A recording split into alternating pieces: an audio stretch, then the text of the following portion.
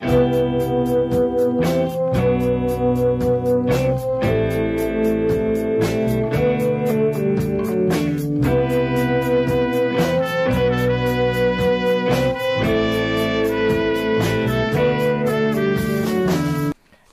happy Wacky Wednesday. It is Wednesday, November 8th, 2017, and time for another edition of Blackbird9's Breakfast Club. I'm your host, Frederick C. Blackburn. Welcome everyone to the Trading Post this evening. I hope everyone's having a wonderful Wacky Wednesday and a good week so far as we enter into the fall season here in the U.S. and the southern climes are moving into spring mode. We've got a really good show for you tonight. Tonight is episode 96 and is entitled Say It Ain't So, Joe Kennedy. And we're going to be looking at the big picture of the Kennedy family in light of the recent documents that have been sealed since the President John Kennedy assassination in 1963. It's interesting that so many of the documents were sealed for so long, and then after all this time, that there was still a fight from the intelligence agencies, especially the CIA and the FBI and the NSA for that matter, to try to persuade the President Trump administration not to release all the documents. So that is very telling about just how convoluted the investigation and the so-called Warren Commission investigation or non-investigation, as we've seen time and time again, especially after World War II. There's so many of these events that you realize that the people put in charge of the investigation are actually being put in charge of the cover-up. And so we're going to be looking at those documents in a bigger picture that maybe you're not going to be getting elsewhere, because I know lots of people are trying to wade through all those documents looking for nuggets, good data dots, and people are coming forth with some very good things. And it's interesting that a lot of the things in these documents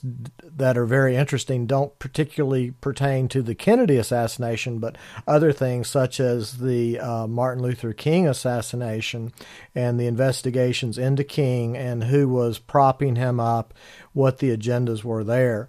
And so it's been interesting to see as people are researching this, how what they're finding and where this road is leading.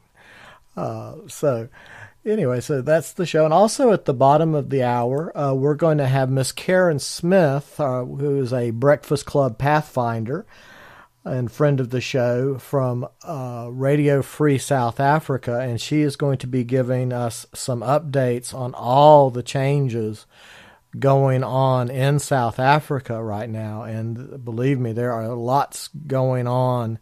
And so we're really looking forward to her report, her scout report on that at the bottom of the hour. If you'd like to join us, you can come out to the chat room at bb9 tradingpost.chatango.com. That's bb9 tradingpost.chatango.com. And we've got quite the crew in there already. They showed up for the pre-show party, I think. And it was very difficult to try to get ready for the show. And all this clever banter was going on in the chat room. And I was trying to be disciplined and get my notes together, but at the same time trying to read what was going on in the chat room. But Mr. Blowy Ocean is with us, Mr. Breiser1. Just a shout out to Mr. Breiser and also Mr. Graham Hart for their show. If you haven't caught this show, it's on Monday nights from 6 to 8 Eastern Time here in the U.S., and that's you can hit the link over at Mamie's or grismblog.com,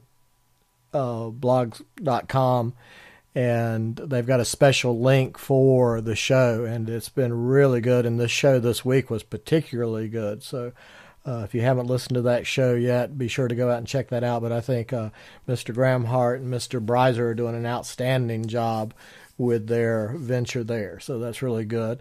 And Dr. Teresa is with us, and Mr. Graham Hart is with us as well. Okay. And Miss Hawk Bliss, Mr. Jim Fire, Mr. Nick Donnan, Oven Master, Mr. Umberto 1010, and lots of anons. Welcome to the newbies. First rule of Breakfast Club is be nice to newbies. Second rule of Breakfast Club is everyone's a newbie. Yes, Mr. Nick Donnan just posted the link. It's grism.blogspot.com.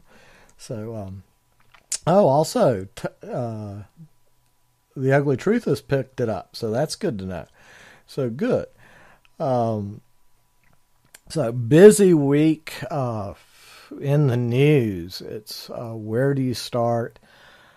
I guess here on the local front, things are finally calming down. We're not quite finished with the repairs. The full repairs are going to take a while. When you have this much damage, you have to do it in stages. And so, like we always say in the Breakfast Club model, here at the Training Post, first you stabilize the situation, then you orient, and then you navigate. And so we finally got everything stabilized, and then we're orienting, and we're slowly navigating back to a normal routine.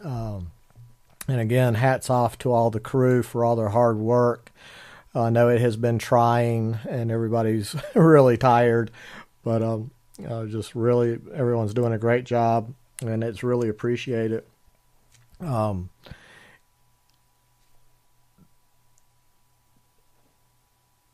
I guess one of the biggest stories on my mind is that today is Ursula Haverbeck's birthday. And if you're not familiar with Ursula Haverbeck, she is the German lady who is currently in prison, and she is turning 89 today, I believe, and she's spending her birthday in jail in Germany because she bravely questions the official narrative of World War II. And it is a crime to do that in this new Germany. That, it's amazing what you can get away with now in Germany. But questioning any aspect of the 6 guerrillion number is something that will send an elder to prison. And so from all of us here in North Kakalaki, we wish you a most happy birthday, Miss Ursula Haverbeck, and we wish we could get you out of jail and let your story be told. But I just think that this is one of the biggest atrocities in current year. It's like they keep telling me that we're all civilized now because it's current year, but yet people just seem to not care that this type of thing is going on, that you cannot question the Jewish narrative on the Holocaust after all these years. And we all know why. It's because everything about the Jewish New World Order and the Greater Israel Pax Judaica plan rests on that Neo-Purim fantasy tale of the Holocaust, because the Jews had to have an identity to bring them together, isolate them against everyone else, to continue their war against the Gentiles in their plans to enslave the planet, which they've talked about, and we'll talk about this more in the second hour of the show. But once the Holocaust narrative is exposed, they've got nothing. They are completely, what is the old saying, raising on a busted flush. And so they're terrified of people challenging the narrative and exposing the truth of the matter, and willing to go to any measure to silence that truth, including putting nice little old ladies who should be baking cookies for their grandchildren and getting ready for Christmas rather than being in prison for thought crimes. So happy birthday again to Ursula Haberbeck. I guess some sad news from the front lines is I'm sure everybody's heard by now that Mr. Paul Hickman has indeed died. And that is a very sad case of what our adversaries will go to drive people to such despair and such despondency that they will take their own lives. And it's very sad when we have one of our warriors out there get so despondent and so discouraged that they take their own lives. And it's has really opened the dialogue on the tactics that they have used against nationalists, especially in Europe. And lots of people have been talking about this in the Stasi method of psychological warfare that this is all based on. It's the, I'm probably mangling this pronunciation, but Zersitzung, and it translates from the German as decomposition, corrosion, undermining, biodegradation, or dissolution. And it's a psychological warfare tactic. And they try to say that it was first used by the National Socialists in Germany, and it has its roots in what they call the Workkraft-Zersitzung, which the National Socialists did use. But there's a big distinction there, because with the National Socialist model, it was all about figuring out who was working against the German people to do to the German people what was done to the Russians and what was done to the Armenians and what was done to the Ukrainians. And it was basically a nationalist patriot movement to identify these people working against Germany's interests for, that old Germany must be destroyed mentality. And so what the Stasi did was to personify it and break it down to the individual, where you're basically targeting the individual and manipulating them with false agents, all kinds of, the literal dirty tricks. It's kind of like, Orwell's 1984, Kafka's The Trial, etc., to completely break the individual. And that's the big difference between the Stasi model, the Jewish model, is they want to completely destroy the individual, whereas my reading of the National Socialist model is just figure out who's working against the people, isolate them, and keep them from doing any harm. But they weren't trying to destroy and break the individual like the Stasi and the Soviet NKVD and these other Jewish groups that just pride themselves on their torture, that they want you so broken that you're begging for death so they can deprive you of death. And this is the same kind of tactics that Murder Incorporated, Meyer Lansky, which we'll talk about the second hour, that they would use on just completely destroying the individual. And so we see that being used against people in the nationalist movements around the country, around the world, excuse me.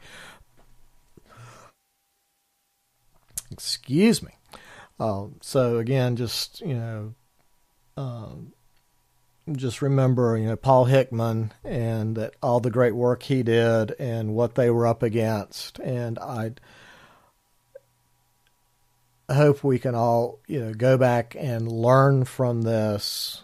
And, so once you expose the tactics, they don't have as much power over you. Now,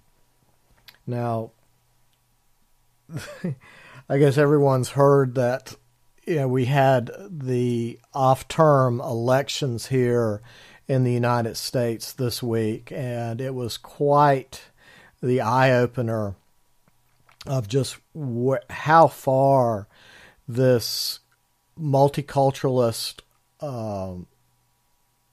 agenda has been pushed on the country in this demoralization program that they have been working, the long game on, and especially in our neighboring state of Virginia, which is to the north of North Kakalaki. They had a very heated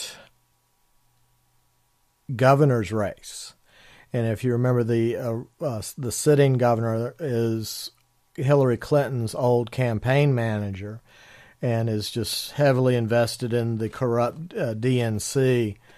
And this election came down to demographics, and it's fascinating when you look at the election results and you can see that the original, the white conservative population of Virginia all voted for the Republican candidate, where all the people that have moved into Virginia, and you now are looking at a high percentage of Hispanic population all around the D.C. perimeter, that area outside of D.C., also in the cities around like Richmond, for example, where these minority groups or people of color are being moved in by the truckload, thanks to all this Jewish instigated immigration policy we now have. And it's an invasion, just like what we're seeing in Europe, in countries like, Germany and the UK, Sweden, etc., where they're trying to displace the white demographic to eliminate it. And, this is white genocide. And so it was very fascinating to watch that election and to see how it played out. And it was very, very close.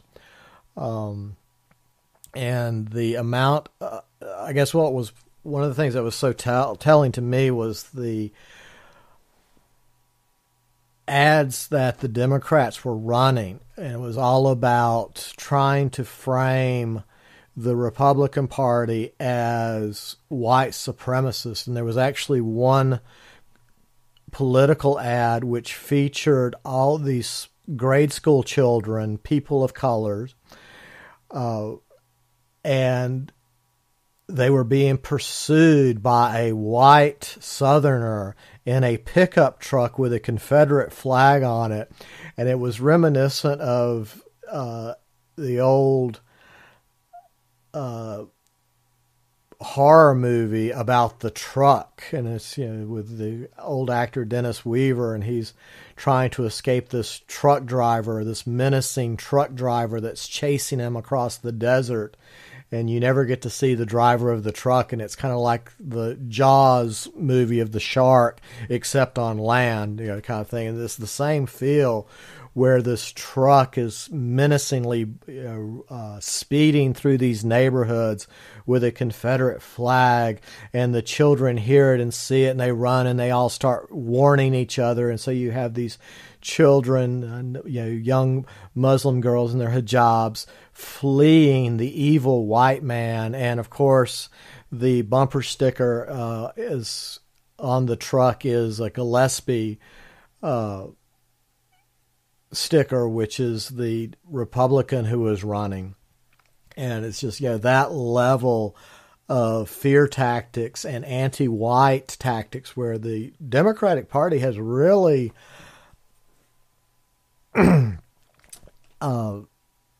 said that, they don't care about the white vote anymore. They're going for the non-white vote. And the only white people they care about within the party, of course, is the homosexual, LGBT type white people, the self-hating white people, the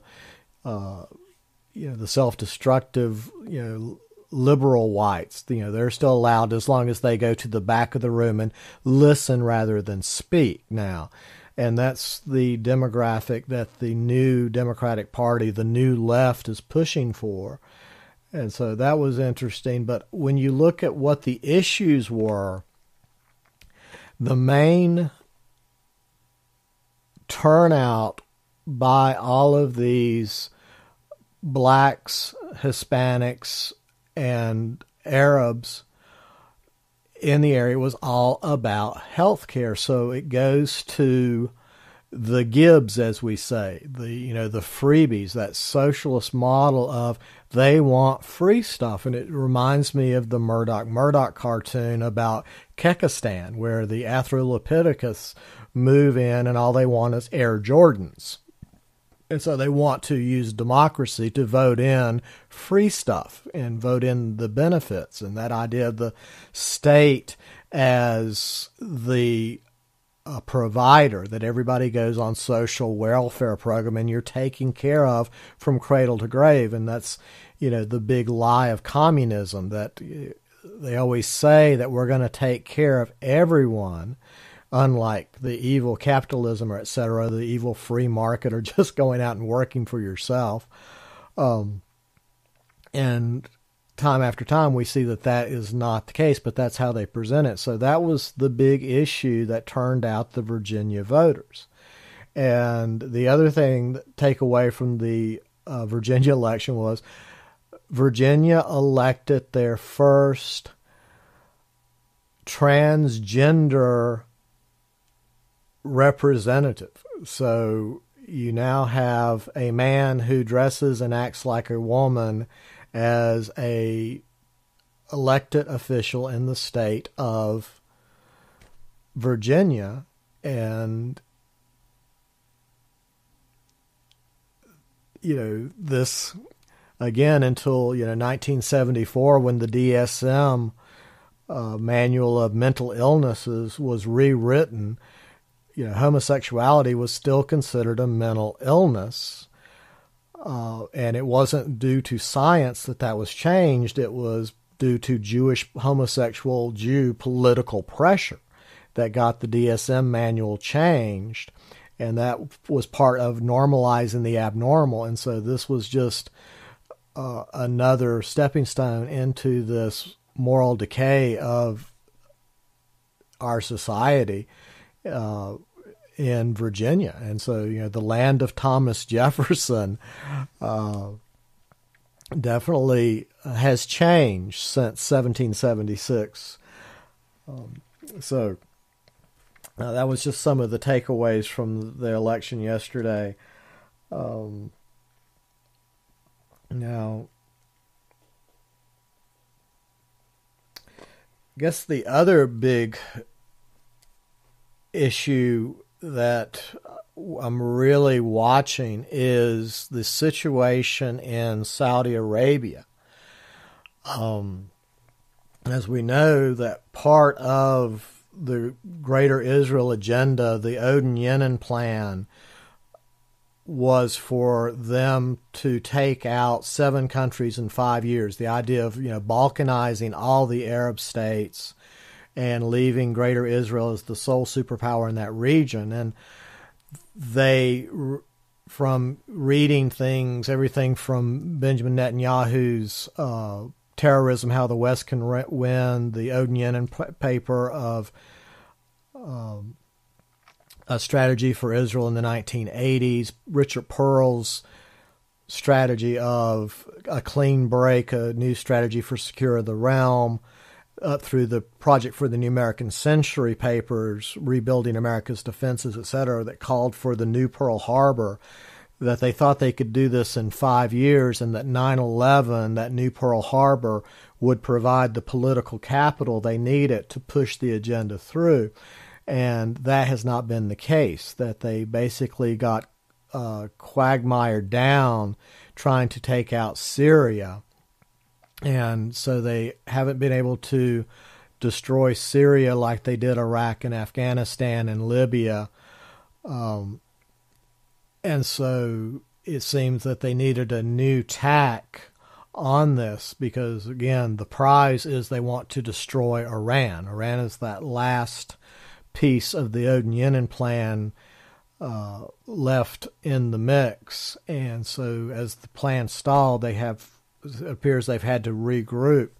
And suddenly we see this situation in Saudi escalating where you had a missile fired from Yemen, and it was a very sophisticated missile that the rebels in Yemen supposedly fired at Riyadh. And so when you look at the map of how far a missile would have to travel, that's a pretty sophisticated piece of hardware. So the question became, where did they get it? And they tried to push all of this onto Iran, that Iran was now, arming Yemen and that everybody has to retaliate. And then on top of that, we start seeing Saudi princes mysteriously dying and some of the richest people in Saudi having their assets frozen. And it seems like there's a big political shakeup in Saudi. And then we find out that Jared Kushner, at the end of October, made a unannounced visit to Saudi.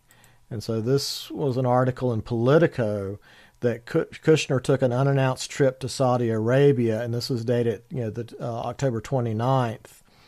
And so it's just very curious that we have this unannounced trip by Kushner, and then we start seeing that these leaked secret Israeli cables confirm that there's an Israeli-Saudi coordination to provoke war. And this came out of Zero Hedge, that Israeli Channel 10 News published a leaked diplomatic cable which had been sent to all Israeli ambassadors throughout the world concerning the chaotic events that unfolded over the weekend in Lebanon and Saudi. And so the declassified embassy cable, written in Hebrew, of course, constitutes the first formal evidence proving that the Saudis and the Israelis are deliberately coordinating to escalate the situation in the Middle East. So we definitely have a lot of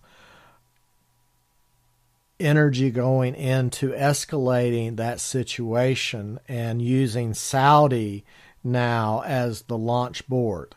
And again, everyone's pointing the finger at Iran, and also, by extension, going after Russia, always trying to put Russia into the mix. So I thought that was very interesting. Now,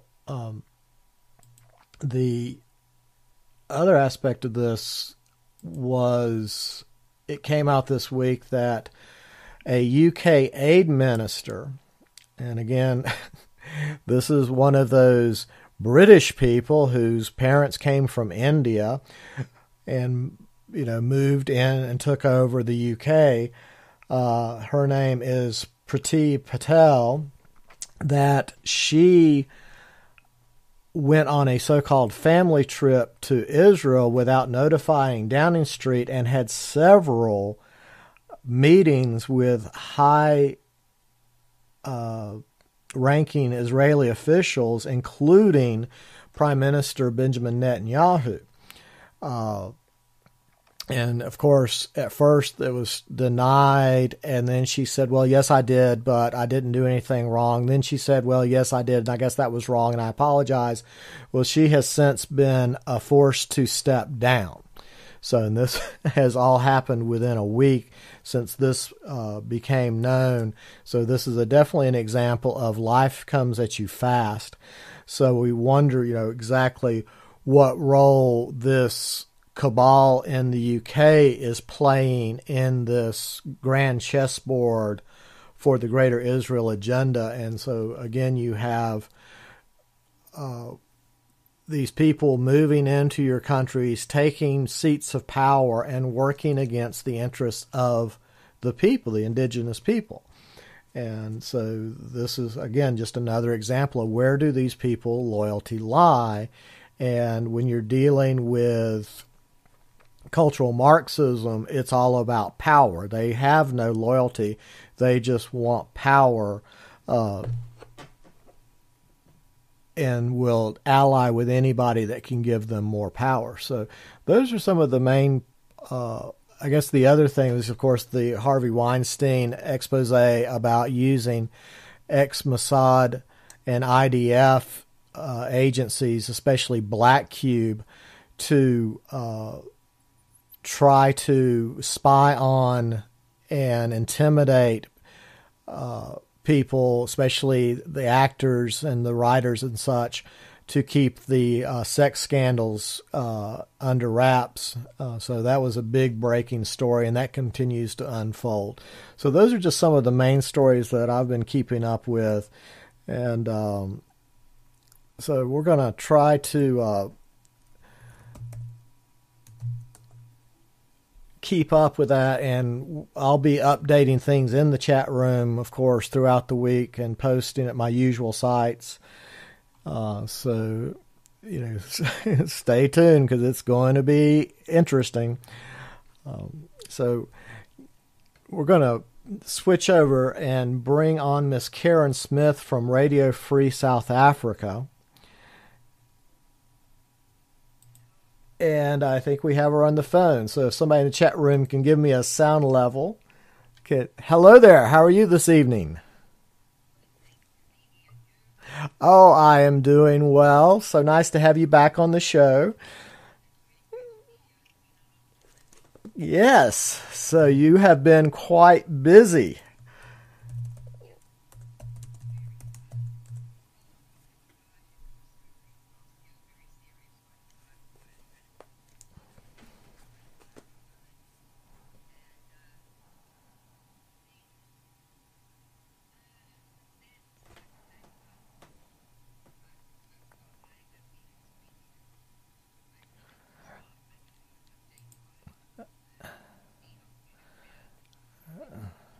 Okay, hold on a second. The chat room is saying they can't hear you.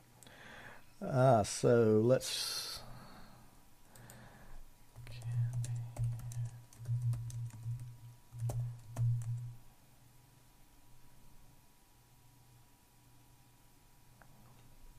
Okay, we have...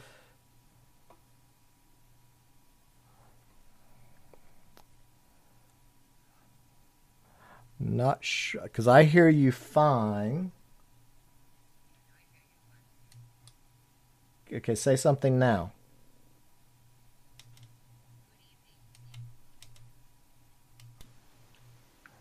How about now? Good. Keep going. Yes, well, the thing I'd like to do is give you an update on what Ms. Lee Oxley Dupree has been doing. She has been working very hard. Oh dear, I see they still can't hear me. Okay.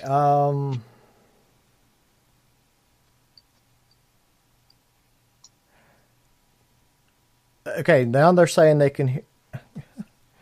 Now they're saying they can hear you. So okay, start good. Talking again. Okay. Well, I hope they hear me clearly because, as you know, we have to rush through this. So, I'd like to give you some good news, some bad news, and then some good news again.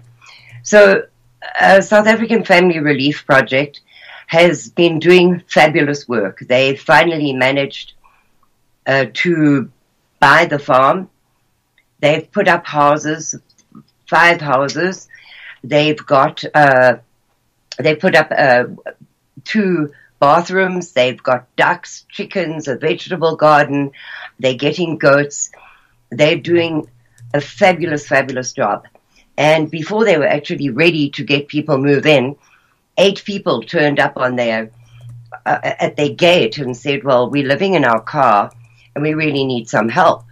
So Lee took them in and quickly got the rooms, the houses finalized, and they've had their first baby. The woman who arrived was in the trunk of the car. That's where she was traveling, and they saved them, and They had their first baby. Lee, of course, paid for the hospital visits, etc., etc. So things are really going well there. But they have a problem right now because the ANC, in their wisdom, has frozen their bank accounts and their PayPal account because they're not BBBEE compliant. So because they serve only white people, they've now had all their accounts frozen. So if anyone were wanting to donate to them, because they are sitting right now cooking over a fire, they have no gas for the cars, they have no data on their phones, they can't conduct their business, they can't help anybody. It would be really nice if you could help them, but you would need to either send it on my website, clearly marked for them, or send it to BB, who will then MoneyGram it onto them, because that's the only way at this moment that we can get funds to them, and they desperately, desperately need them. So that's the good and the bad news on South African family relief. Another bit of good news that came out of South Africa was a week ago, Monday. Finally, the whites of South Africa stood up and said, we are gatvol and we've had enough, which literally means we are fed up. And it's a bit ruder than that, but it really means fed up. And because in 24 hours, there were 10 farm attacks and 4 murders. So they just got really, really peed off and organized a march, which they called Black Monday. And thousands, it's estimated that 45,000 of them took to the streets quietly and with dignity. They drove trucks and tractors down the streets and closed off highways, not closed them off, but went slowly so the traffic couldn't move. They had prayers on the side of the road. And what the most amazing thing of all of it is that they were joined by coloreds and blacks holding up signs saying no more farm murders. So that was a terrific thing that happened. I'm very glad to see it, that they finally decided to stand up and do something about it. However, the police are now arresting them. They've arrested 4 people and put them in jail because they said that they can't demonstrate.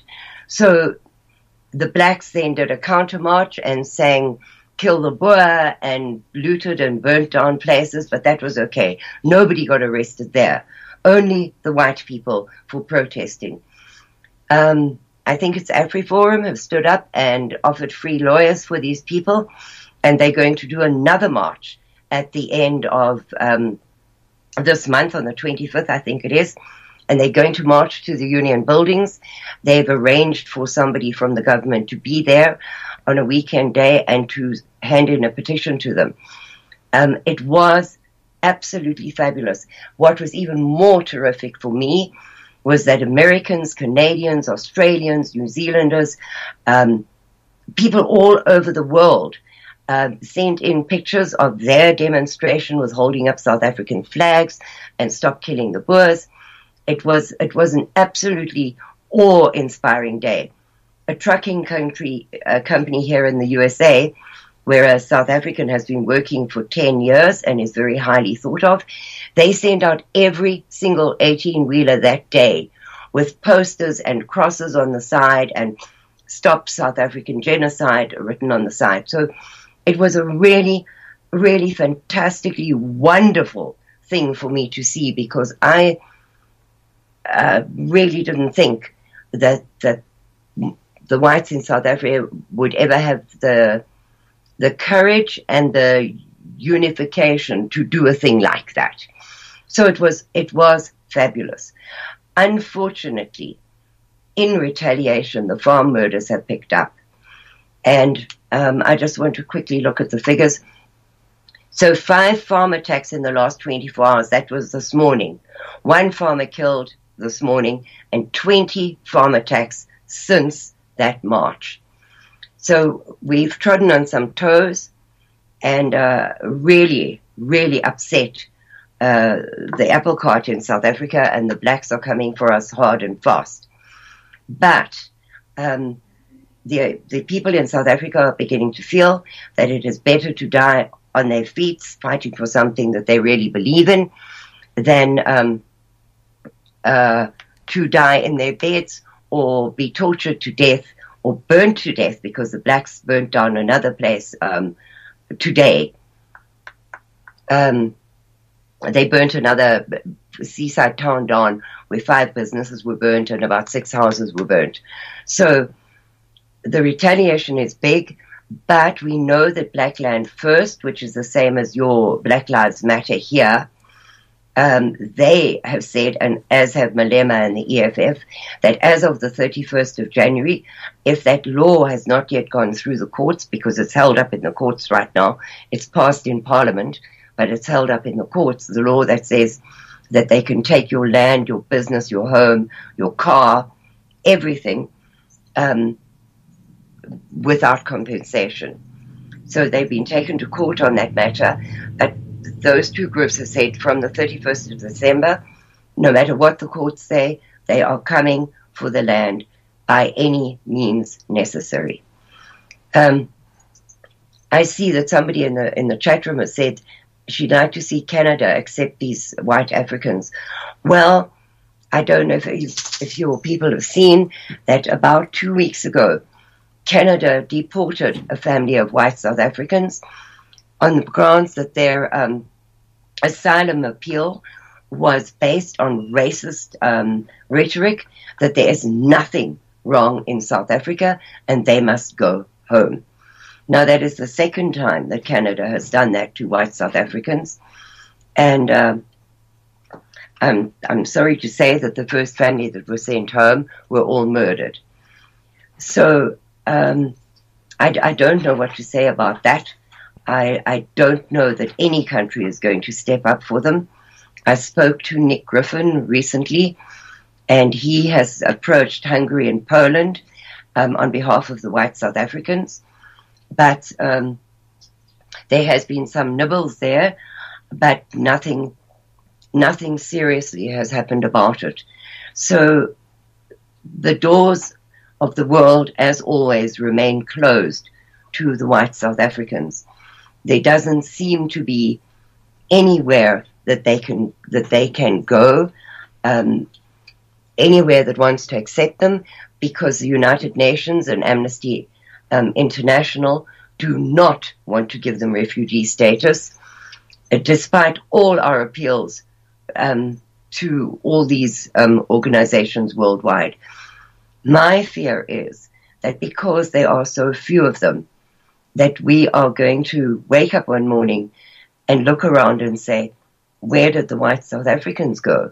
At which time it is too late to help them. So as you know, Bibi, my mission has been for the last 5 years to feed, house, clothe, keep them alive until we can find a better plan for them.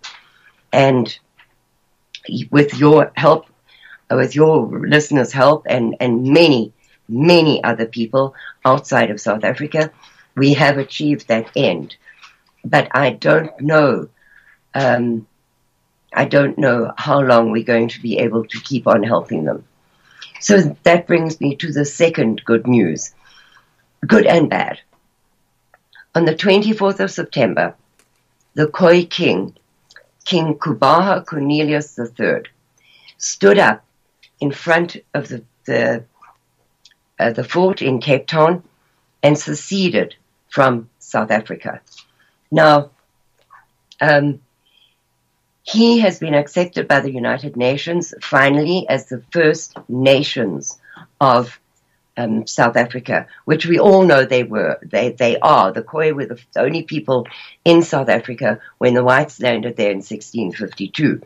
And they only met up with real black Africans 150 to 170 years later. So the Khoi and the whites are the first and second nations of South Africa. And they have been accepted as such by the UN, but not by the ANC government. They're the only black tribe that have no voice in parliament. They're not even accepted as a people. So they have now exhausted all legal efforts of trying to get the ANC to accept them. The ANC sent out a letter saying that if they accept them as the First Peoples, then they're going to have to give them their own country, and they can't do that. It's not viable to have a piece of the country under Khoi rule and another one under Black rule, which on the face of it is ridiculous, because Swaziland and Lesotho were both originally Black homelands and are now their own countries ruled by their own kings in the middle of South Africa. So that whole thing is nonsense. But it's the ANC's, it's their standpoint on it, and they're not changing. So for a year or so prior to this year when the king seceded, there have been a bunch of white and colored South Africans working with the king very much underground to try and make this thing happen. And what they decided was that the Khoi king would secede because he has a legal international right to do so. But the parliament or the governance of the country would be done in this fashion. Each government department would have a member of each tribe. So they're calling them the Boer Nation, the Eurokaners, which are all other than Afrikaans-speaking South Africans. So Greek, Portuguese, English, Italian, all of those are now Eurokaners, the Coloureds, and the Khoi. Each tribe would have a representative at every level of governance, which would, I think, automatically cut out the corruption and all the kind of things that are happening in South Africa and here in the USA. If all four have to agree on something before it goes to the King's Council to be approved, I think that cuts out an awful lot of bad stuff that happen in most governments. So he seceded. Now, what was required after that was for a country or countries to acknowledge the nation of Good Hope as a country. But in order to make that happen, they had to prove that they could govern. So they have put in a shadow government with people in at every level, represented by all four nations. They've done a constitution which will be ratified once it becomes a country so that people have a chance to talk about it, but they have a draft constitution. And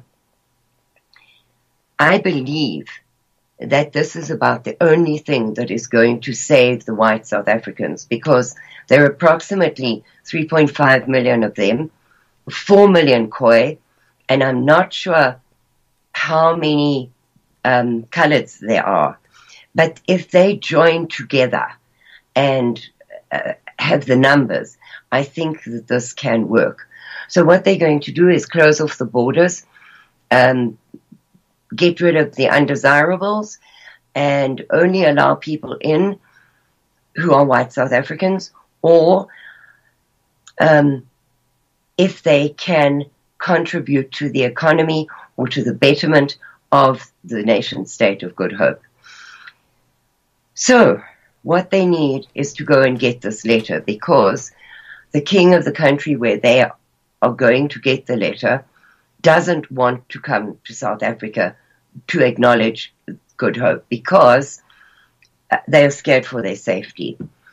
And unfortunately, they have spent every penny that any one of them owns in getting this up and running. Once the letters are there, they are going to go. There are 5 countries willing to acknowledge them. Once the first one has signed, the other 4 will.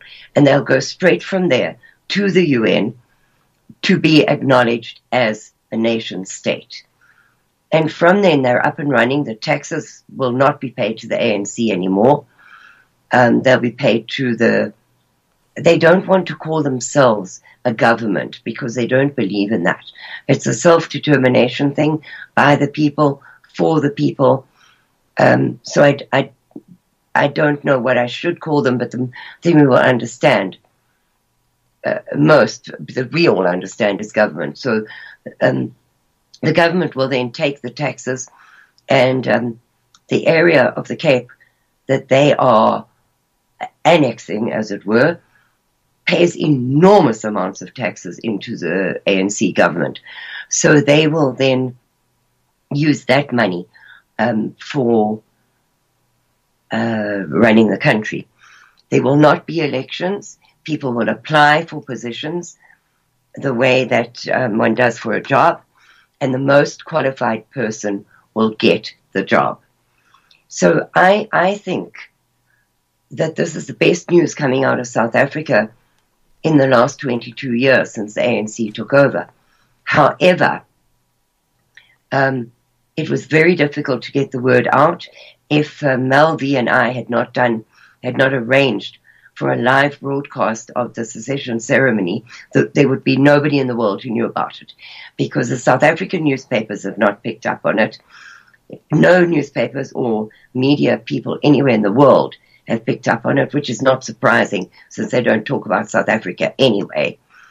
And we need to get the word out, and they need $15,000, which is not a lot of money, to create a new country and a place where the whites and the Khois, the minorities of South Africa, can be safe, govern themselves, and hopefully start a country that will be a beacon of light to the rest of the world.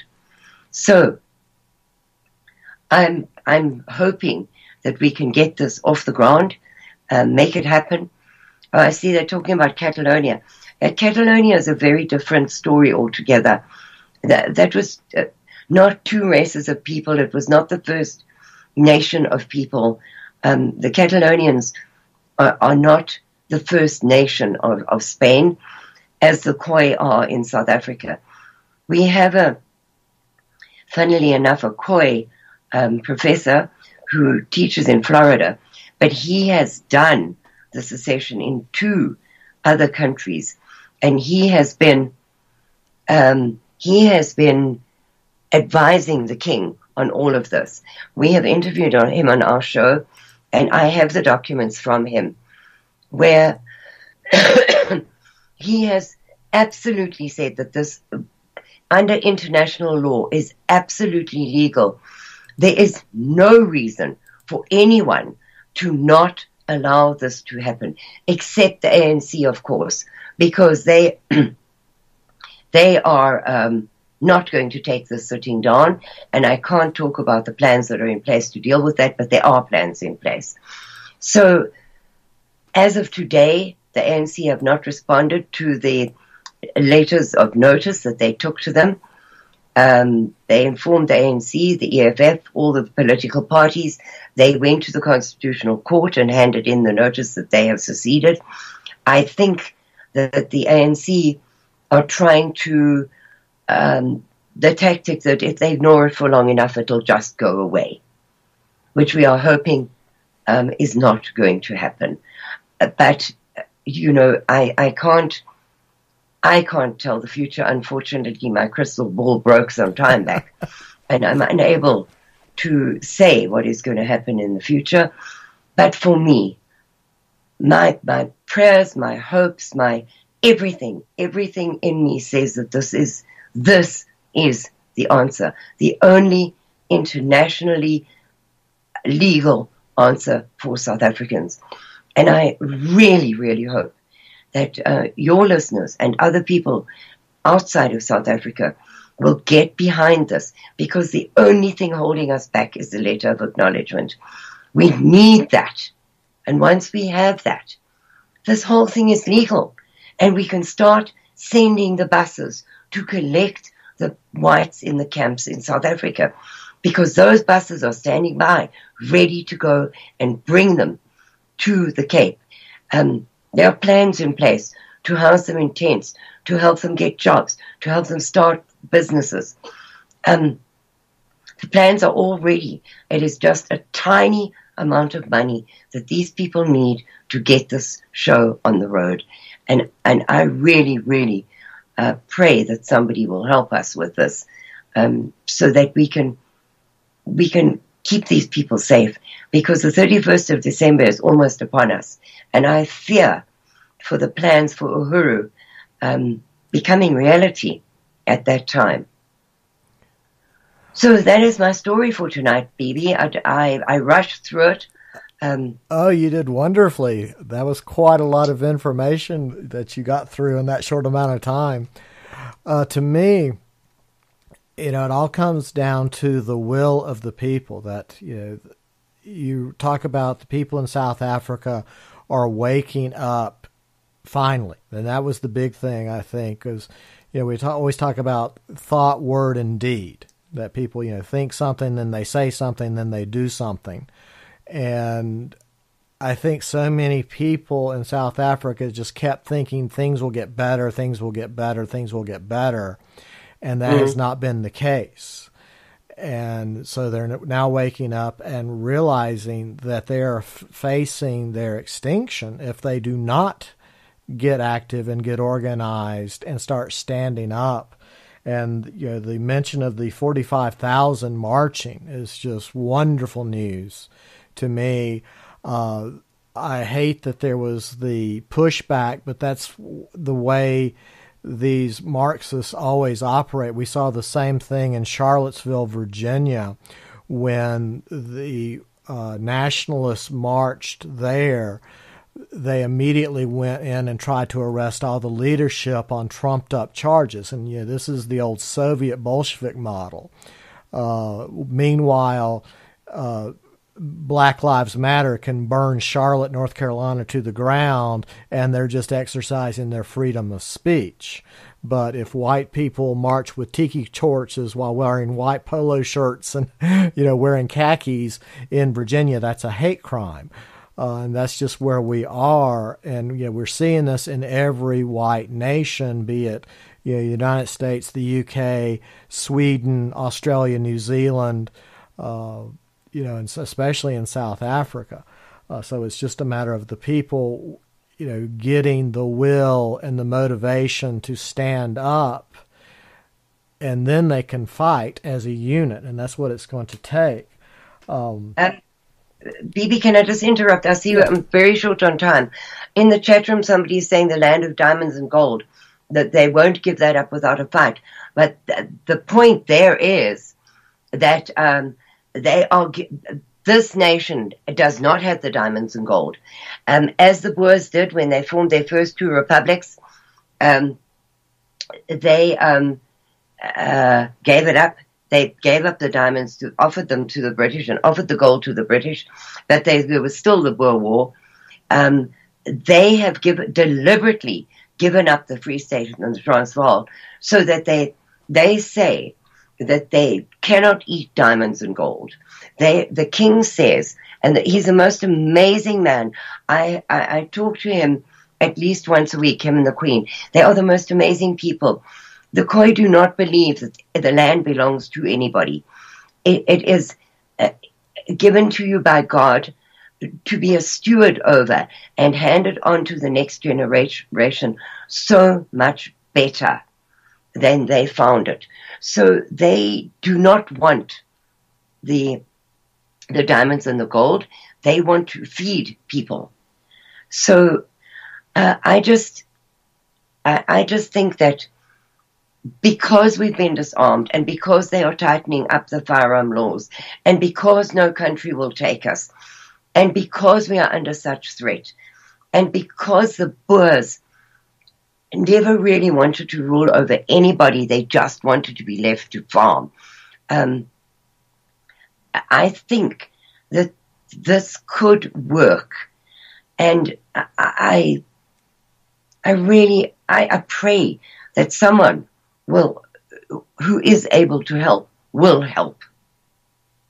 Yes, they disarmed the Boers. That was they disarmed the Boers. It was one of the first things they did in 1994, because we had to register our firearms under the National Party. They had the database of who had firearms, and so we had to hand them in. and they're tightening up the laws now. And the thing is that the firearms that we handed in, on the condition that we'd get them back when we got in license under the new government, which we never got, those have been sold to the blacks by the police and by the defense force. So only the criminals have firearms, and it's the most terrible situation to be in. So this, for me, is the solution, the best solution. And I've seen many people's ideas on what will work and what won't work, but I do believe, because this is under international law, and it's correct under that law, I really do believe that it can work. And no matter what blowback from the ANC, their defense force is in tatters. They can't even defend their own bases, never mind the country. The police have had to hire private security companies, oh, baby, you won't believe this, to defend the police stations at night. Exactly. So private security companies secure the police stations at night because the police can't do it. So, I really do think that this can work. Right. All right. Well, thank you so much for coming on, and tell everyone again about your show and where they can find you so they can keep up with you. I do 2 shows on a Tuesday. I do one on Conscious Consumer Network TV. That's at 1 o'clock Eastern Time. And I do one on Tuesday night on Resolution Radio on Blog Talk.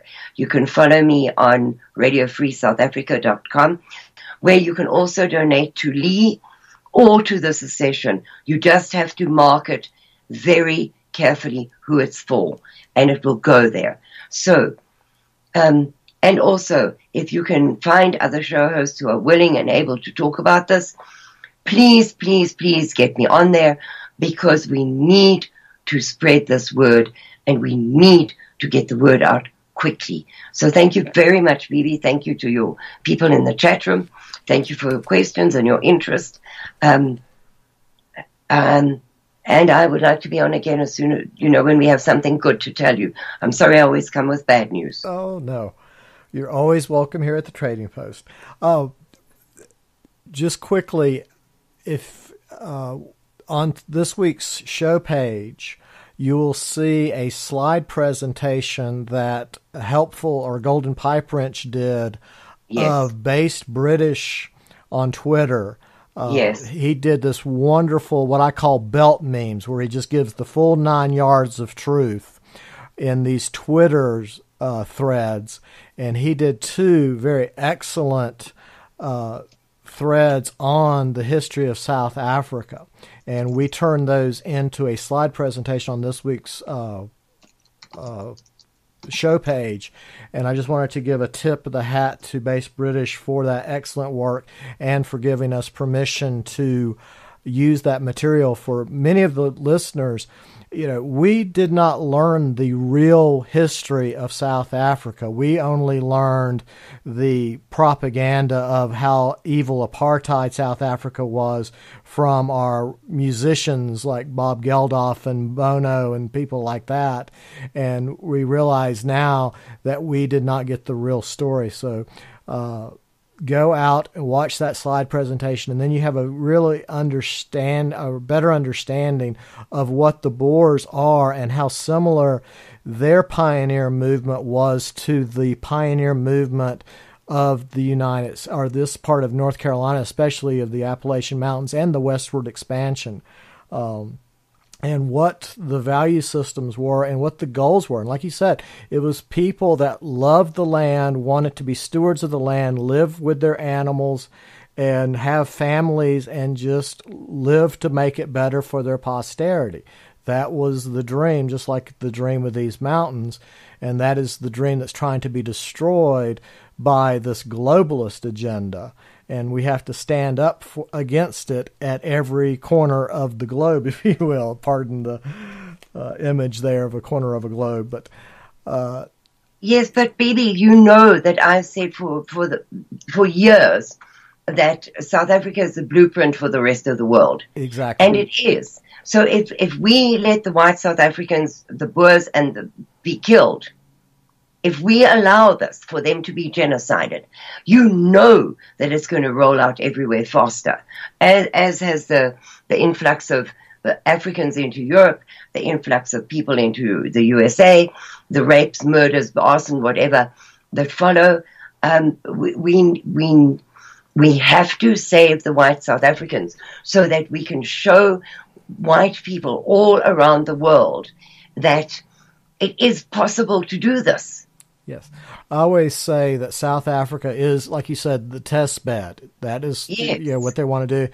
And to me, it's like in the Lord of the Rings trilogy, the Battle of Helm's Deep, that first big battle, that this is our battle for Helm's Deep, that we have to all come together from the outside to help the people in South Africa.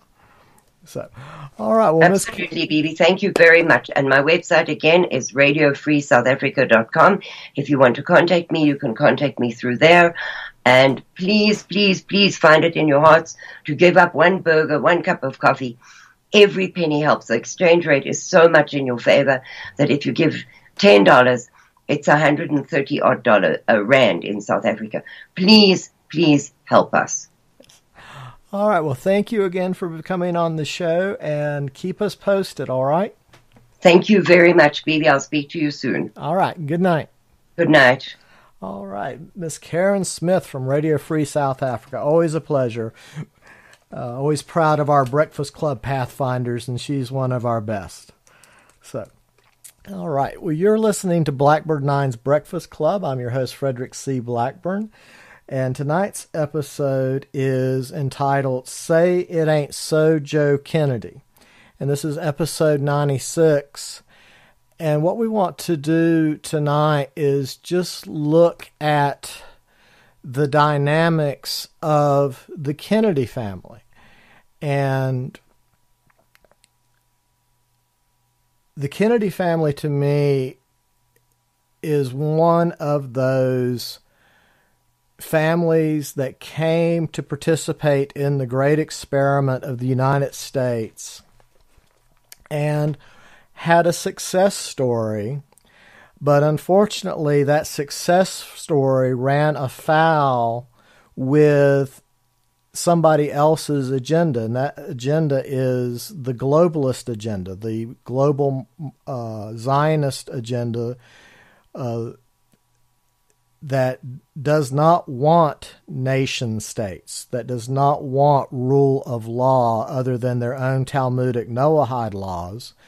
And they have always seen the great experiment as being their biggest obstacle to their great work, as they call it, that static pyramid model with Jews ruling the world under Noahide law, where there are basically good slaves and bad slaves. It's a two-tiered legal system, one law for Jews, one law for everyone else. You have no private property. You have no rights if you are a non-Jew. And the Kennedy family came out of that European Catholic background of family-oriented value systems, hard work, very clever people, and worked hard and were successful and were systematically destroyed for it. So if you'd like to join us in the chat room, you can come out to bb9tradingpost.chatango.com. That's bb9tradingpost.chatango.com. And like we always do, we either start out at the end of the Ice Age and start at the beginning of the Great Year, or we start at the end, start at the beginning of the Piscean Age. And so tonight we're going to, of course, start at the Piscean Age. So think of 70 AD, the temple in Jerusalem is destroyed. And like I always stress to you on the show, that war between Jerusalem and the Jews and Rome never ended. Get that through your head, that the war against the Gentiles, between the Jews and everybody else, be it the Persians, be it the Egyptians, be it Rome, be it the Greeks. The Jews feel they have to be the absolute masters of everyone, and that we exist only to serve them. So that war with Rome never ended. And so you can imagine how much these hardcore Jews, these Jewish supremacists, completely despise successful Catholics and Protestants or anyone else, but especially Roman Catholics. And the Kennedy family just really were they were the American royalty, if you will. And they always, I grew up with the idea of the Kennedys and the John Kennedy's administration. They called it Camelot, and just that idea of we were going to move into the next century, and we were going to go into space, and we were going to do these wonderful things, and instead we have entered on this path of this dystopian nightmare. And so where did that come from? And what are the players involved? What are the strategies? What are the end games? So, let's just walk through this. So again, 70 AD, the temple's destroyed. 135 AD, Jerusalem was destroyed and Jews were prohibited from the city. That was the beginning of the diaspora. And we know that everywhere the Jews went, they eventually got thrown out. And they always play the eternal innocent victim rather than acknowledging why their actions and deeds and behavior got them thrown out of all of these places around the world. Now, in 180, Irenaeus composed the first official Christian Bible of the four Gospels, Matthew, Mark, and Luke. So this was the beginning of the foundations of Christianity, which would go on to shape Western civilization for 2,000 years. In 306 AD, Constantine was proclaimed emperor of the Roman Empire, and in 313, Constantine declared Christianity as the official religion of the Roman Empire. In 732, Charles Martel stopped the Muslim invasion at the Pyrenees Mountains in between Spain and France. His son, Charlemagne, was crowned emperor of the Holy Roman Empire by Pope Leo III in 800 AD. Of course, in 1066, you had the Norman invasion. And then in 1099, the Priory of Zion was formed. Now, this was that movement of Jews throughout Christendom where sometimes they would be openly Jews, other times they would pretend to be Christian, and this was what they called crypto-Jews. And so a lot of your history where they talk about Frenchmen or Englishmen or Germans, no, they were Jews living in France, Jews living in England, Jews living in Germany, etc. And so the Priory of Zion was formed by Jewish people that had moved in to that area of France, and some were openly being Jewish, others were being crypto. And then 1118 AD, the Knight Templars were founded. Now again, the Templars are made up of the two groups, Jewish and Christians, that were being basically manipulated by the Priory of Zion. So the Knights Templars became the collection agency basically for the Priory of Zion, and this was your first international banking type cartel syndicates that totally devastated Europe. This was, the big push to usury. It's all based on the creation of money out of nothing and interest, compound interest.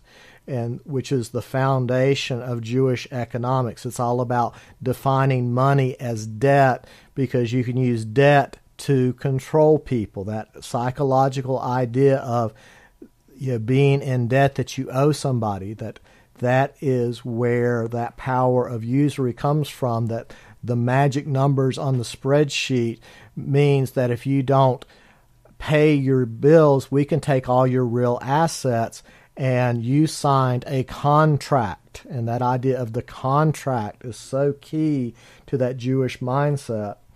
And of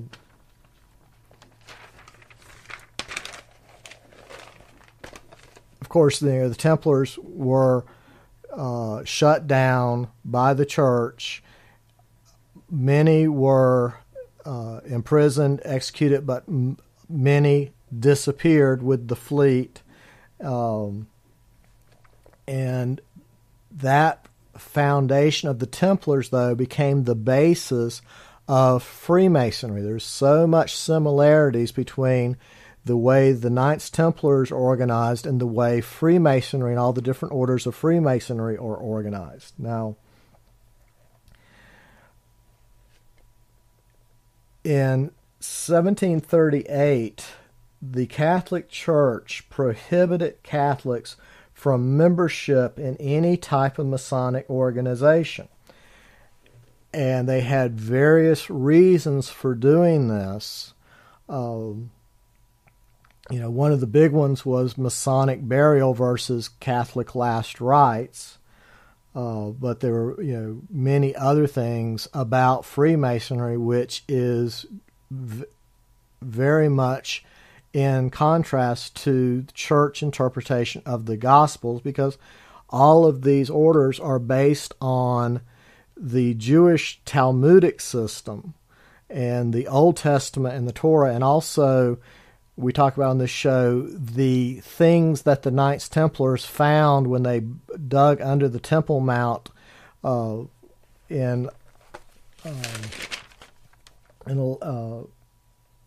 when they returned in 1126. The stuff they found was basically those old copper era, we talk about on the show, systems of debt management. And so the idea of using usury and all the vices that went along with it, the church said, we don't want that. And Freemasonry is rife with this. And so when you you really get into Freemason, you realize just how different a system it is to the system of Christianity. And so this beginning in 1738 until 1983, the church considered, Masonic activity as being grounds for automatic excommunication. Now, when you think about, the mind of the church, when you were excommunicated, that not only meant that you had to leave the body of the church here, but it also damned you to eternal hell in church doctrine, And so Pope Clement in 1738, Benedict the 14th in 1751, Pius the 7th in 1821, and then in 1825 was the Qui Gravera, and this basically says to condemn them in such a way that it would be impossible to claim exemption from the condemnation.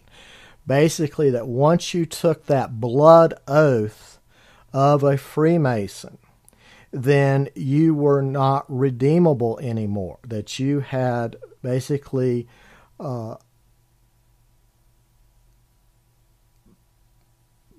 sinned so much that you can't be redeemed. And this is just how serious the church saw Freemasonry. Now, we don't think about that today because under Vatican II and all these other things, especially after 1983, where the Catholic Church completely changed its stance on Freemasonry, where now priests are out there promoting Freemasonry. That's not how it used to be. And so it's from that polarization of Freemasons versus Catholic that a lot of this history of the Kennedy family makes more sense. So, like I said, that was 1825. Well, in 1823, a man by the name of Patrick Kennedy was born in New Ross County, Wexford, Ireland. And in 1824, a young lady by the name of Bridget Murphy was born in the same place. They got married, and then in 1845 to 1852 is when you had the Great Famine in Ireland, sometimes referred to as the Potato Famine. Now, there's been some really good research on that period on whether or not that famine was organic or synthetic. And I've seen a lot of really good data that says that that was not an organic event, that was a contrived event, one of the first uses of bioweapons, if you will, against a population of that wonderful Jewish tactic of starving people to death as a weapon. We saw the same thing in the Holodomor, where millions of people were starved to death through synthetic introduced famine conditions.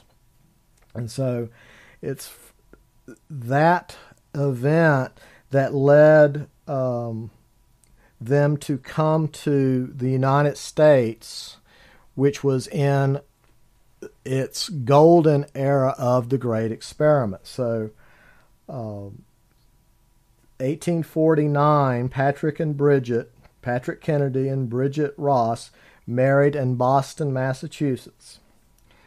In 1858, Patrick Joseph, or P.J. Kennedy, was born in Boston, Mass. Now, his older brother, John, had died of cholera 2 years before, and his father died 10 months after P.J. was born. And that gives you an idea of the conditions of that time, that you could die in Boston from cholera, and it was just widespread. And so P.J., as he was known, Patrick Joseph, began working on the docks to support the family at the age of 14, and was one of those people that had that magic combination of being a hard, dependable worker, one of those people that everybody just liked. He was just a very sociable person and was very clever with money. And so he managed to save and invest, and at the time of his death, he owned 3 saloons and a whiskey import house, and had major holdings in coal and banking interests. So right there you should see a red flag with an Irish Catholic family having those type of assets, because we see that the Jews think that they're supposed to be in charge of all the alcohol, all the vice, if you will, and all the banking and all the industry. And so you can see that in the New World, we've always had these two factions battling with each other. You know, that idea of the Christians coming over with their animals and their tools and their books and their Bibles and their families to start the Great Experiment, you know, to build a new world, whereas the Jews came over with their slaves and their plantations to basically build a Jewish model. So there's always been this battle for the soul of America, if you will, or soul of the New World. And the Great Experiment flew in the face of the Jewish aspirations for the New World because they wanted a master-slave system like their plantation models. And that's one of the big things you have to learn is, who was bringing the slaves to the New World. And it wasn't the Christians coming across with their families. You don't see the slaves on the Mayflower. They didn't bring slaves over. They brought, livestock, tools, and building materials and those kind of things. So PJ was just a model of the success story of working in a type of society where the government did not take care of you, but you were free to go as far as you could possibly go, and nobody would stand, the government wouldn't stifle you down like the old world model, the old European model. You didn't have to be born into royalty to have something, in other words. It was not the feudalist model. It was like you could go and build something, and the idea of families working together to build something was so key to the Great Experiment. And then in 1884, P.J. Kennedy was elected to the Massachusetts House of Representatives, and he served 5 consecutive one-year terms. So, you think that somebody could start out working on the docks, and within the time that he, matured into a man of the community, could enter in and be successful in politics. And so he served 5 consecutive one-year terms and then followed by 3 two-year terms in the Massachusetts Senate. So, moving from that local politics, and this is the way the family systems worked, is, you started out in local politics and then regional politics and then state politics and then national or federal level politics. That was the model. And so again, the Kennedy family is that success story of starting out small and building up your support base and your networks. And by the time of 1884, he had established himself as one of the principal Democratic leaders in Massachusetts. And so, like I said, he was just an amazing person. In 1888, he was invited to give one of the seconding speeches for Grover Cleveland at the Democratic National Convention in St. Louis. So that was his first taste of the national stage, if you will, was in 1888. In 1887, PJ married Mary Augusta Hickey, and they had 4 children. Now, what's interesting, who was Joseph, the 4 children were Joseph Patrick or Joe Kennedy, Francis Benedict Kennedy, Mary Loretta Kennedy, and Margaret Louise Kennedy. Now, Francis Benedict, Joseph's younger brother, died at a very young age, leaving Joe Kennedy as the only son of the family. So PJ put all of his aspirations into Joe Kennedy. And so Joe Kennedy was born in 1888, which was the same year that PJ gave the seconding speech for Grover Cleveland. So that was a big year for him. That he got a son and he got to introduce the president of the who would become the president of the United States.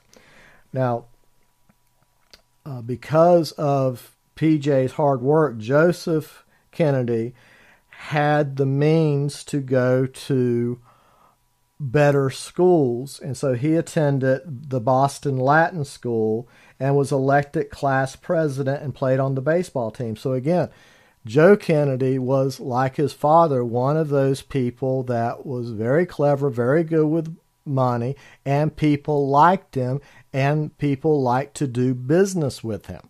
there's been a lot of propaganda about Joe Kennedy, being such a swindler, blah, blah, blah. And, when you try to look at the sources of that, it doesn't pan out.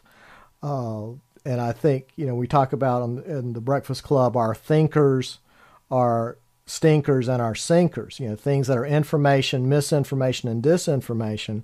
And I think a lot of the attacks on Joe Kennedy come from the Jewish media and it's just total disinformation and propaganda to, demonize him because they didn't like him because he was competition. And so, but the people, around him obviously liked him because he rose up. His father set the path and he went further. So he went to Harvard College. He was a member of the Hasty Puddings Club, which was no easy feat at the time or today. He was a member of the Delta Upsilon fraternity, whose motto is Justice, Our Foundation. And he also played on the baseball team. Now, in 1914, Joe Kennedy married Rose Elizabeth Fitzgerald.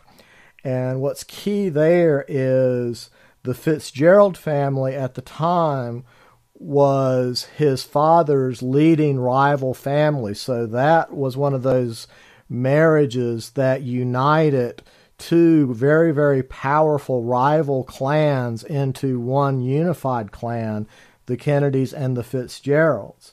And so Rose Elizabeth Fitzgerald and Joe Kennedy got married in 1914, and she was the eldest daughter of Boston Mayor John F. or Honey Fitzgerald. Okay. Now they had 9 children. So in 1915, they had Joseph Patrick Jr., John Fitzgerald, Rosemary, and that was in 1918. 1920, they had Kathleen Agnes. In 1921, they had Eunice Mary. In 1924, Patricia Helen. And in 1925, Robert Francis. And in 1928, Jean Ann. And in 1932, Edward Moore, otherwise known as Joe, Jack, Rosemary, Kick, Mary, Pat, Bobby, Jean Ann, and Ted, or Teddy. Okay? And so here you have 4 sons of Joe Kennedy. You had Joe Jr., Jack, Bobby, and Ted. And these 4 would go on to have a very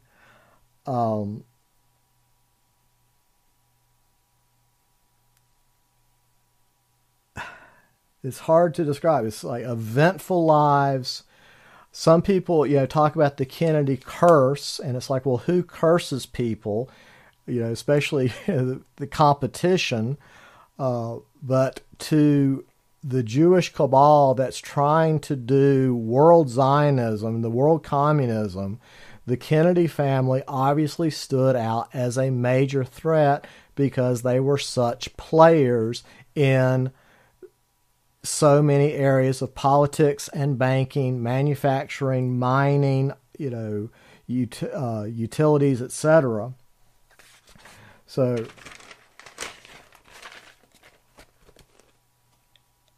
it was at this time that the Joe Kennedy's family is getting established, that you had the Jews launching their world Zionist agenda. And we talk about how the first World Zionist Congress was held in Theodore Herzl in the end of the 1800s, 1896. They met and they had their plans for taking over the world and establishing Israel and destroying all the best Gentiles, to get rid of all the white people.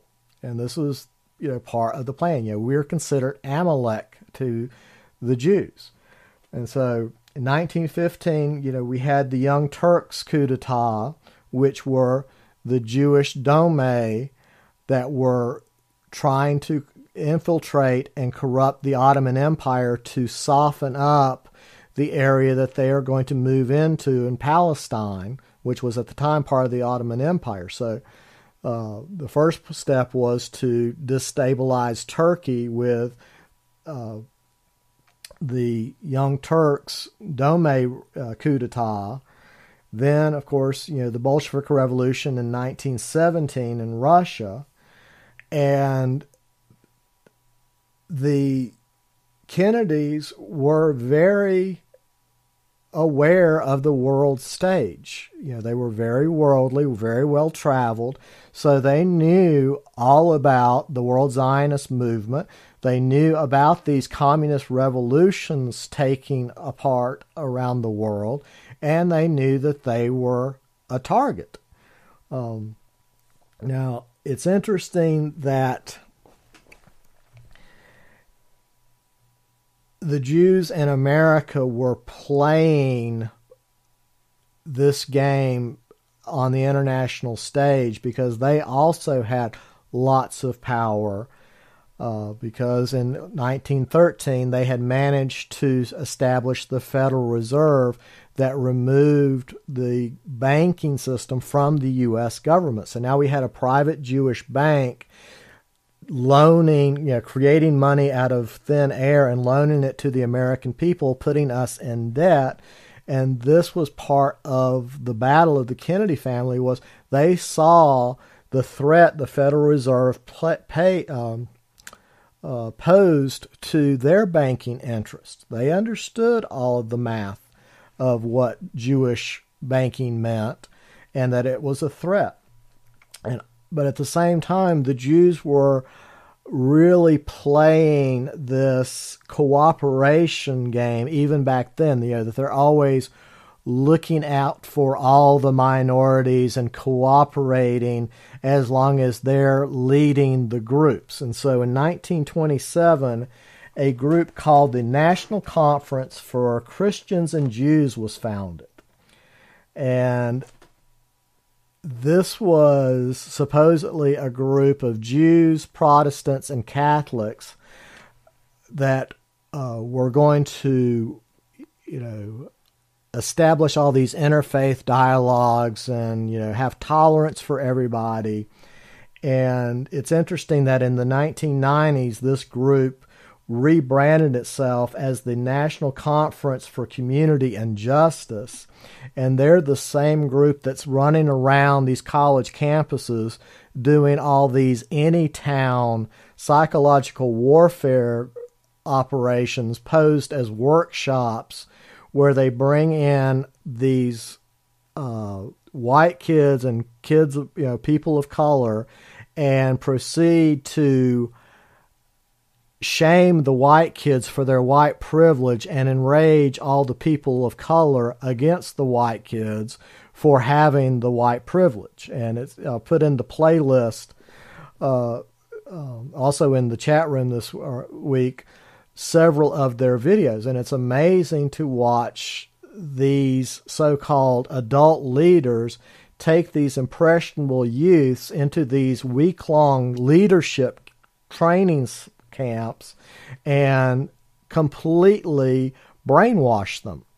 And so definitely check some of that material out. But they started up back in 1927 by calling themselves the National Conference for Christians and Jews. And it was, again, that Protestant, Catholic, and Jew cooperation. But, of course, the Jews are the ones controlling it, just like the NAACP and all these other organizations, and Black Lives Matter. There's always a Jew behind that.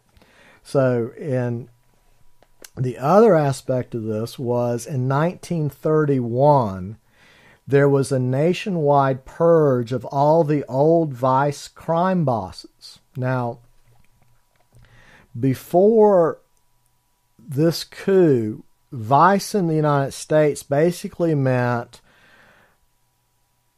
prostitution, gambling, and during Prohibition, alcohol sales. Well, after that is when you got complete Jewish domination of all the so-called organized crime. And what was telling about the 1931 coup was that it happened on September 11th, and it was led by Lucky Luciano, and it was one of those nationwide hits where it was just the amount of planning and coordination and secrecy involved with something this massive happening without anybody leaking it. And that just shows you how well the hidden hand operates, because they know, the Jew knows that if they ever leak anything and break the Jewish Masira law, that their family and they are just dead. They're done for. And so the hidden hand, has been able to do these kind of operations, just like 9/11 and other assassinations around the world, because of their ability to act together against the Gentiles. And that's the big thing. The mindset is it's us against them, and the stupid Goyim, and we're the superior Jews. So that led to the 1934 meeting in Kansas City, Missouri, between Lucky Luciano and Meyer Lansky. And basically it was the surviving bosses were given the option of you either come to work for us or we'll kill you and your families. And that was the foundation of what they called the Syndicate or Murder Incorporated. So 1934 is basically in the United States when you had this Jewish underground coup d'etat of all vice. And then suddenly it got into the dark areas of the drugs, white slavery, and just the dark, dark side that we know exists today in that Jewish organized crime model that exists around the world. But that was key in the United States in 1934. Now, it was during this time that Joe Kennedy was supporting Franklin D. Roosevelt's campaign. So from 1932 to 1935, Joe Kennedy was heavily supportive of Franklin D. Roosevelt. And then in 1934, Congress established the Securities Exchange Commission to clean up Wall Street. And this was interesting because up until that time, things like insider trading weren't against the law. And that was part of why you had the necessity in business of networking, because it was through your networking that you would know where the business ventures were going, which businesses were having problems, etc., where you knew how to invest your money. Well, after 1934, all of that became illegal. And that was, when you begin to have the idea of insider trading as, something that was enforceable by law. And Joe Kennedy was put in charge of that. And one of the complaints against him at the time was, you're enforcing laws now against us, and you did this same thing to make your fortune. That you are now saying, do as I say, not as I do. So that is one of the transitions in how business was done in the United States, especially in investing on the New York Stock Exchange. Now, in 1934 is also when Father Charles Coughlin was doing his radio show outside of Detroit, and he was very, very critical. First, he supported FDR, but then he really got very critical of FDR, very critical of communism, and was supporting the Germans, the National Socialist Germany under Adolf Hitler. Coughlin was very supportive of that because he saw what the Bolsheviks had done to Russia. And this started causing friction, and so Joe Kennedy was brought in to try to act as a mediator, if you will, between FDR and Father Coughlin. And this got Father Coughlin in trouble with the church at that time because he was so outspoken. And what's interesting to me now with these ears, when I go back and listen to some of those programs, I totally get what he's saying, and that he was very, very spot on with so much of his analysis at the time. It was just politically incorrect for the time, especially with the FDR administration. In 1938, Joe Kennedy was was appointed to the ambassador of the United Kingdom. Now, he worked very hard to try to improve relationships between the UK and Germany, and also the US and Germany. And we'll talk, when we talk about Joe Jr., but in 1934, Joe Sr. sent Joe Jr. to Germany to study the National Socialist model. And Joe Jr. was just amazed with what they had done because he understood World War I. He understood the Treaty of Versailles and how the Jews had manipulated it to destroy the German people. And he was very, very favorable of what the National Socialists were doing. And at the time, so was Joe Sr. And so Joe Sr. worked very, very hard to try to stop the war between the UK and Germany, but also to try to keep the US out of the war. And that, of course, put him at odds with the American Jews that wanted the United States into the war because they were doing that grand chessboard World War II, just like they had done World War I with the Balfour Agreement, that, if you give us Palestine, we'll get the Americans into World War I to save England from Germany.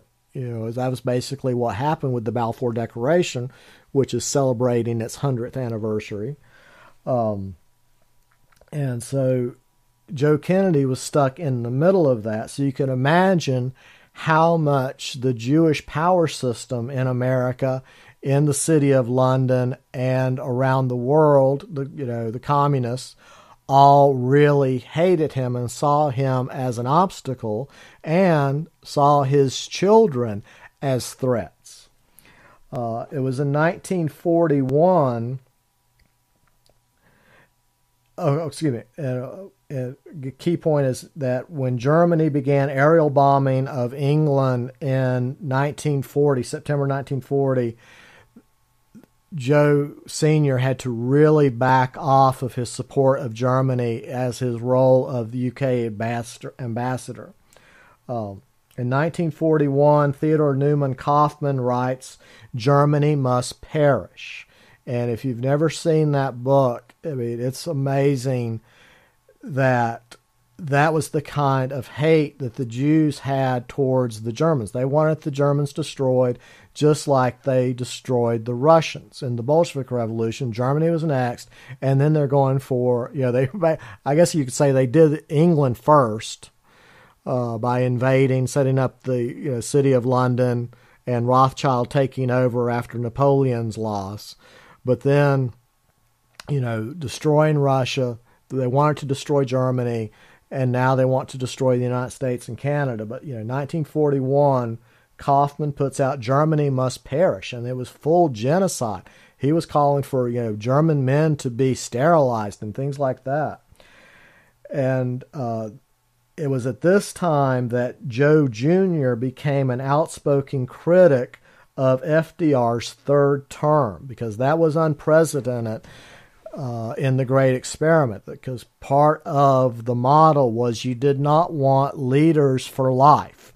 We did, the Great Experiment, you didn't want a king that, ruled till their death. You wanted people to serve specific terms of office, and then they had to go do something else. So you could do a congressman for so many years, you could be a senator for so many years, you could be president for so many years, but that was it. You couldn't do multiple terms of these offices. And so when under the idea of we're under a state of national emergency, the Great Depression, etc., you want to keep the existing administration in place, Joe Jr. became very, very outspoken against that, and that also divided the Kennedys from the Franklin D. Roosevelt's power system. Then in 1944, Joe Kennedy was invested as a Knight of the Sovereign Military Order of Malta, which is an order of the church that very few Americans were a member. And so that was a very high honor, but also fueled that Catholic Protestant distrust in the American psyche. That was part of the problem with Catholics in the Great Experiment, is do they have loyalty to the Constitution or do they have loyalty to the Pope? And so being a Knight of Malta also put him at odds with people that had that anti-Catholic sentiment at the time. Now, when we look at this children, Joe Jr., John F. Kennedy or Jack Kennedy, Robert Kennedy or Bobby Kennedy, and Edward Kennedy or Ted Kennedy, each one of those went on to have horrible experiences in their pursuit of political office in the Great Experiment. And you can tell that there was a shift in the United States at that time, that suddenly it felt like the Great Experiment wasn't working anymore, that something had gone wrong. And this is, I think, when people really started to have questions about, instead of our government, it suddenly became the government. And the line from Rothschild always comes to mind where he says, let me print a nation's money and I care not who makes its laws. And that was so key. 1913, once we lost the power to print and coin our own money, we were a slave to Jewish private central bankers. And so, whoever has the power of the purse controls the nation, and anybody who fights that has to be slapped down. And so suddenly the game rules changed in 1913, and so you had this family that was on its ascendancy that was suddenly being smacked down by that hidden hand. So Joe Jr., I think, is one of the most interesting stories that nobody ever talks about. Of course, everybody knows about President Kennedy being assassinated in Dallas and all the various conspiracies surrounding that. But Joe Jr., he was the firstborn son, and he was the one that Joe Sr. thought was going to be the first president the first Catholic president of the United States. And that was what he was being groomed for. So, it's amazing to me that he's like the forgotten son, and his death, I think, rings as much, if not the same, as John Kennedy's and Robert Kennedy's open assassination. So, he was born in 1915. He attended Dexter School in Brooklyn, Mass., and he graduated in 1933 from the Choate School in Wallingford, Connecticut. In 1934, like we talked about, his father sent him to Germany. And when you read what he wrote back about his analysis of what the Germans were doing with National Socialism, you could tell that he was totally amazed that, this is what we need to do in the United States. That was, the vibe you get when you read his letters and memoirs, etc. In 1938, he graduated at Harvard. He played rugby, football, and crew. So he was not a pansy by any means. He was a man's man kind of guy, playing rugby and football. And then he was on the student council. He enrolled in Harvard Law School. In 1940, he was the delegate to the Democratic Convention and planned to run for the Massachusetts 11th District in 46, but then in December 7th, 1941, is when Japan attacked Pearl Harbor. And so everybody's life plan suddenly took a change. And so in 1941, before his final year at Harvard Law School, he enlisted in the U.S. Naval Reserve Flight School as a naval aviator. So again, the guy was amazing. Football star, and was a trained military pilot. Aviator. Naval guys hate when you call them pilots. They're aviators. In May 1942, he's commissioned as a Navy ensign. In 1943, he was sent to Britain.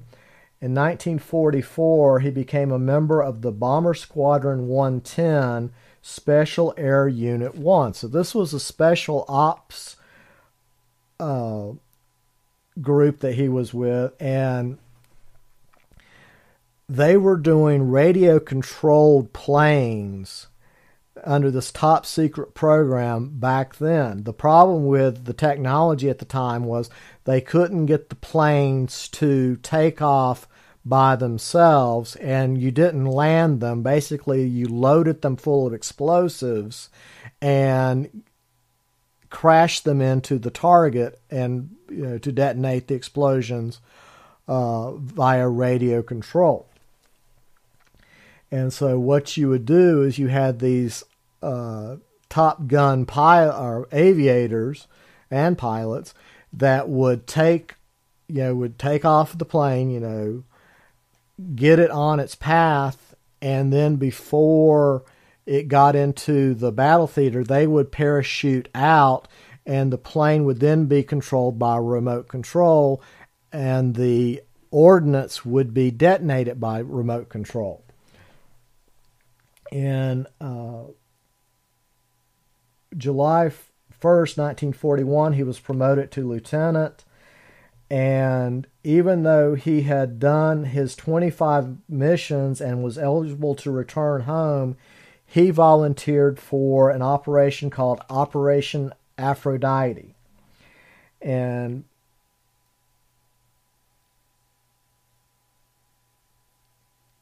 the way the story goes, and this is this was classified for years, and there's parts of this that still haven't been released, and there's so much speculation, but on 12th of August 1944, he took off.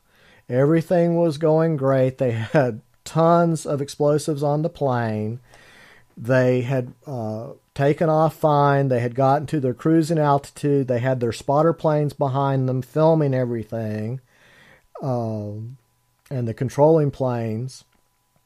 Everything tested out fine, and part of the procedure was you did not arm the munitions until you were in flight, because there was a possibility that during takeoff something could go wrong. So you always kept the munitions unarmed during takeoff, and then once your cruising altitude was established, you would then arm the munitions and then parachute out of the plane.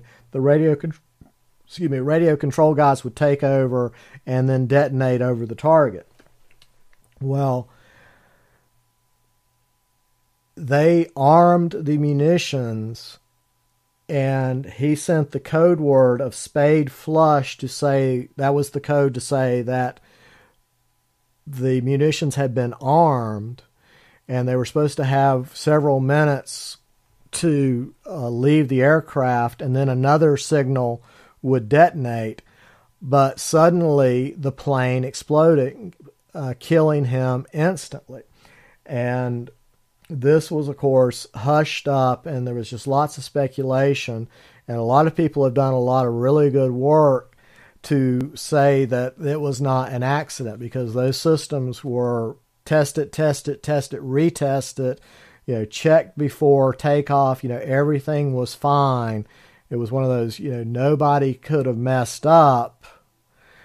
So it had to be somebody sending the detonate code early.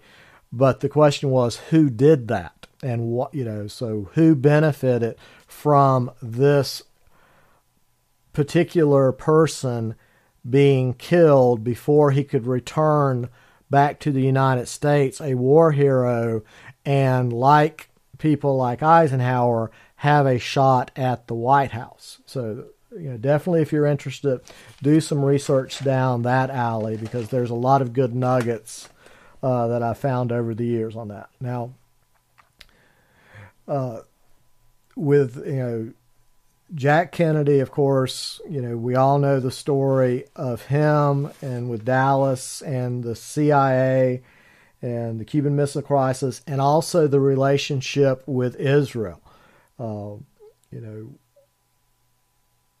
So much points to his work to make sure that Israel did not have a nuclear program, despite all the other things he did with Israel.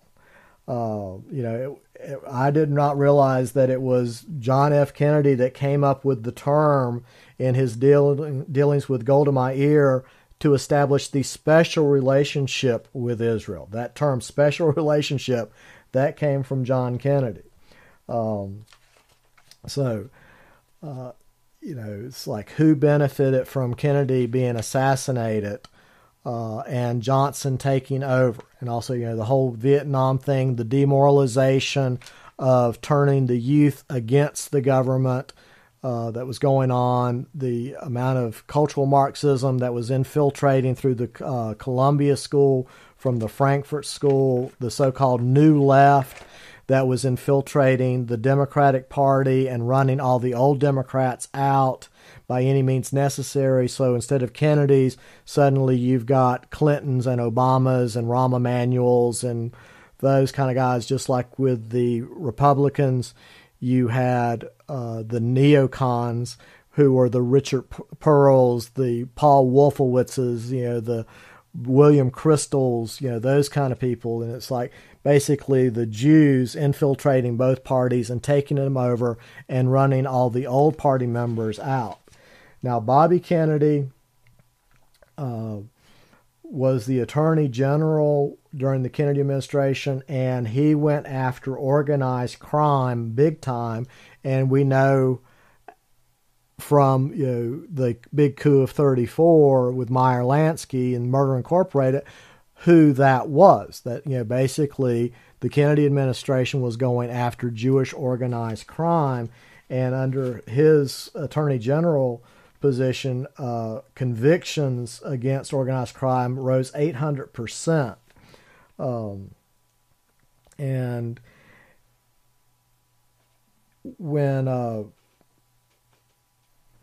LBJ announced that he was not going to seek a second term in office, Bobby Kennedy announced that he was going to run and was doing great in all the primaries. And then in June 5th, 1968, at the ballroom in the Ambassador Hotel in Los Angeles, California, he was gunned down, and the person that they said did it was, of course, the Palestinian Sirhan Sirhan. So that should immediately raise flags that something else happened, and all the ballistics tests proved that the official story of that assassination, just like JFK's assassination, was physically impossible. Dallas, the official story, is physically impossible. RFK's assassination, completely physically impossible. And one of the interesting things of the Bobby Kennedy assassination is the story of the woman in the polka dot dress who came running out saying, "We killed him, we did it, we killed him." And so do some research on that of, the woman in the polka dot dress. That is such a bizarre story, but it just really shows that there was this cabal within the Democratic Party that was working for another interest.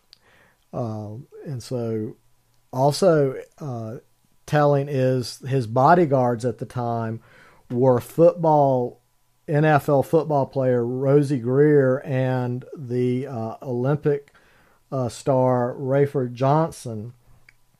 And you can tell how their stories went, that there was always something wrong with the way they tell what happened. And one thing that kept changing over the years,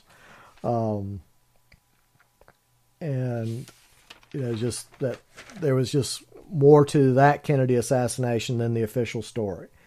Then, of course, Ted Kennedy was born in 1932, and he died in 2009.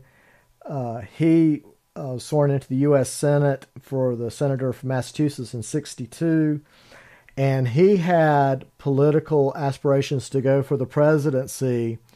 But then in July 18th, 1969 was the infamous Chappaquiddick Island incident at Martha's Vineyard, where he was hosting a party for the Boiler Room Girls who had been working his brother Bobby's campaign a year earlier.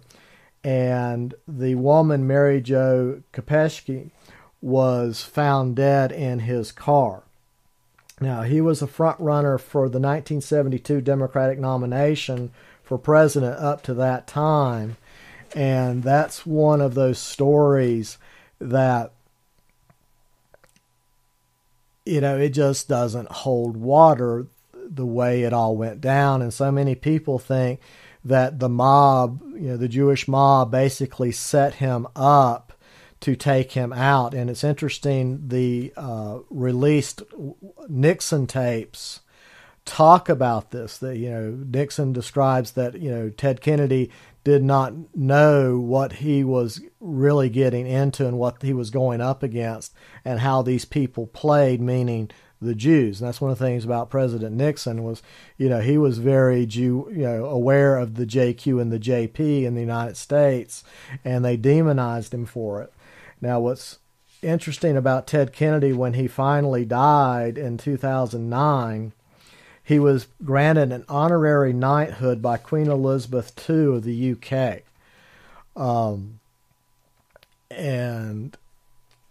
That was one of those things that really rubbed a lot of Americans wrong, because, that was part of the separation between, we left England to form the United States on a different model, and that our people should not be knighted by royalty, but yet he was given a knighthood by Queen Elizabeth upon his death. So that's interesting. And of course, the last Kennedy to die tragically that I want to talk about was, of course, John Jr., who was born in 1960, and he died in 1999. And he put out in 1995 a magazine called George, which is a very interesting magazine that was really trying to do investigative reporting. And then when 1998, when Senator Daniel Patrick Moynihan announced his retirement, lots of people threw in their hat, and he was one of the people that everybody thought would be prime candidate. And in July 16th, 1999 is when he took off in his airplane with his wife and his sister-in-law from New Jersey on his way to Martha's Vineyard, and the plane suddenly went down. And it was, again, one of those clear nights, should have been no problems, but a very suspicious small craft plane crash. And also telling us when they recovered the bodies, they did a real quick autopsy and then cremated them rather than burying them. This, of course, paved the way for Hillary Clinton to take that Senate seat. And also, Bill Clinton was president at the time, and he played a very interesting role in the so-called investigation of what happened. So that's basically, kind of a 10,000-foot view of the Kennedy family. And so you can see that, this is, this battle that has been going on since 70 A.D., and part of the Talmud, the Jewish Talmud, says, kill the best Gentiles. And I can think of very few families that typify that idea of the great experiment success story as the Kennedy family did.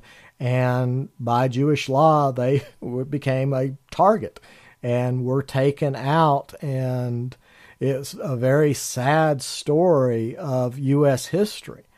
But that is where we are in the current year political system.